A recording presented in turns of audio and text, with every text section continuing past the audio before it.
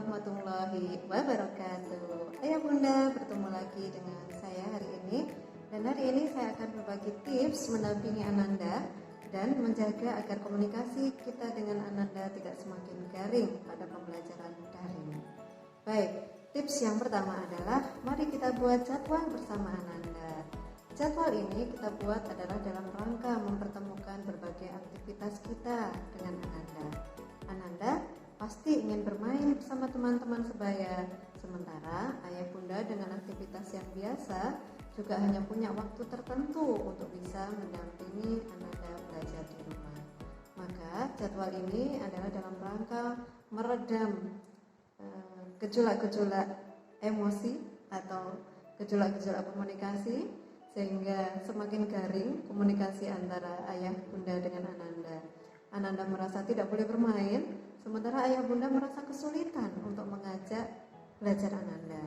Maka marilah kita buat jadwal kesepakatan bersama Ananda, kapan mereka bisa belajar, kapan mereka bermain, kapan mereka bisa menonton misalkan, seperti itu. Oke, tips yang kedua adalah mari kita pelajari gaya belajar Ananda. Ayah bunda ada 3 tipe gaya belajar. Yang pertama adalah audio, itu adalah kemampuan anak-anak belajar dengan cara mendengar. Ayah bunda bisa menyediakan audio-audio pembelajaran atau bisa dengan mendikte atau membacakan atau tebak-tebakan untuk anak yang mudah belajar dengan tipe audio. Yang kedua adalah tipe visual.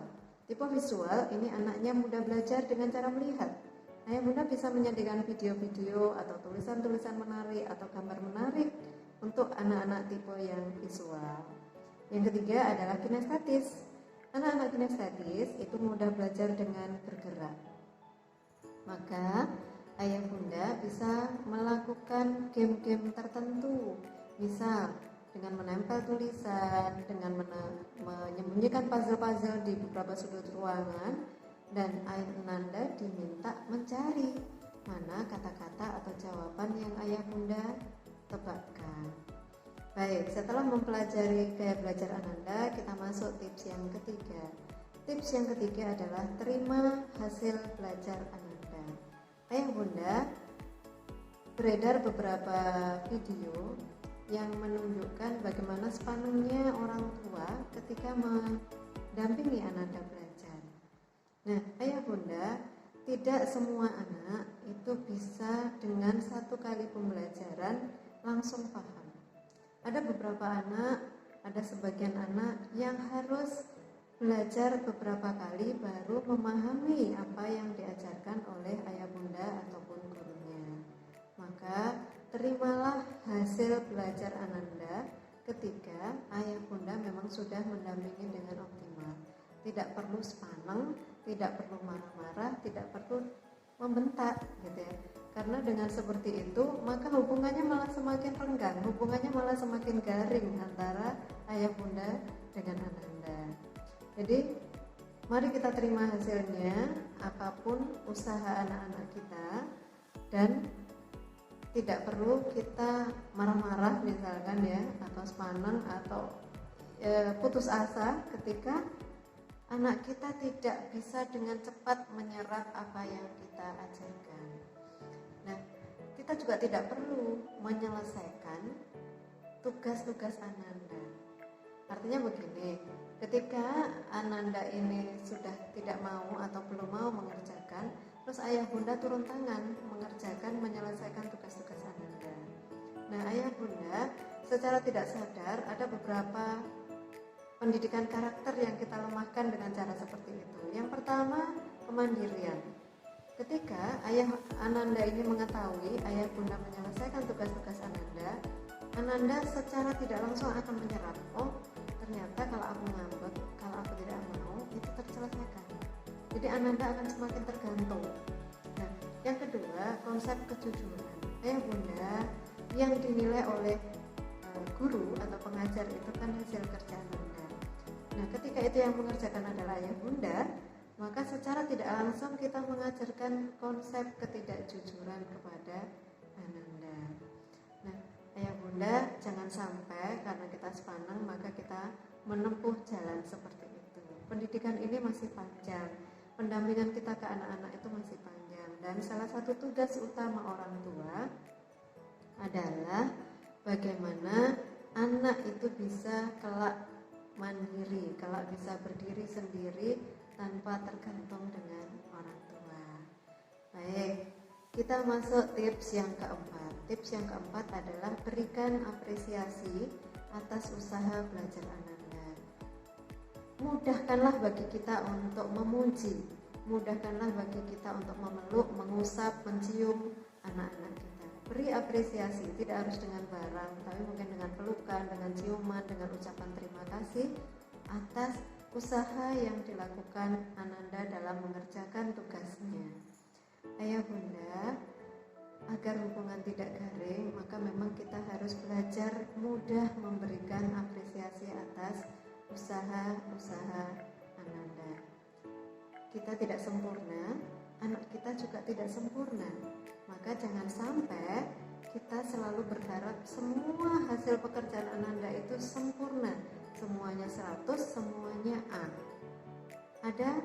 Kita tahu pasti ya bahwasanya semua anak itu punya kelebihan masing-masing, keunikan masing-masing. Jadi ada anak yang mungkin unggul di bahasa Inggris tapi lemah di matematika. Ada yang unggul di bahasa tapi mungkin lemah di PJOK. Gitu ya. Maka kita beri apresiasi atas usaha Ananda. Masa pandemi ini tugas berat bagi orang tua itu adalah menjaga semangat belajar Ananda, menjaga agar Ananda menyukai belajar, tidak terlenakan dengan yang lain. Nah, apresiasi, pelukan, ciuman, ucapan terima kasih itu adalah dalam rangka menjaga semangat Ananda untuk belajar. Mari kita terima Ananda kita yang tidak selalu sempurna, dan kita juga berkaca bahwasanya kita sendiri juga tidak sempurna. Baik, yang kelima itu adalah mari kita komunikasikan dengan pengajarnya. Ayah bunda mungkin bukan guru, dan saat ini mau tidak mau harus mendampingi Ananda belajar di rumah.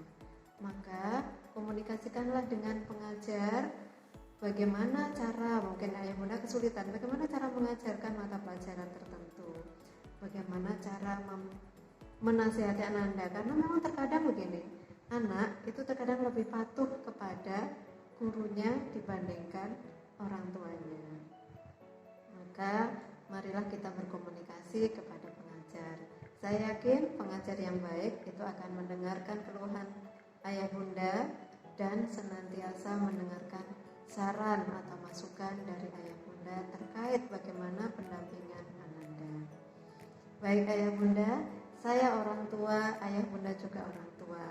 Hari ini, saat ini Allah memberikan kesempatan kepada kita waktu yang lebih banyak untuk mendampingi Ananda, yang mungkin suatu saat tidak akan terulang lagi. Mari kita manfaatkan dengan lebih baik, dan mari kita jaga agar hubungan kita juga tetap baik, tidak sepaneng, tidak selalu bertengkar dengan Ananda, sehingga hubungan yang mungkin dulunya sebenarnya harmonis menjadi garing, atau hubungan yang dulu garing semakin kering. Itu dia ayah bunda, mari kita coba bersama-sama, mari kita belajar bersama untuk mendampingi Ananda selama pembelajaran daring. Terima kasih. Sekian dari saya, semoga bermanfaat. Assalamualaikum warahmatullahi wabarakatuh.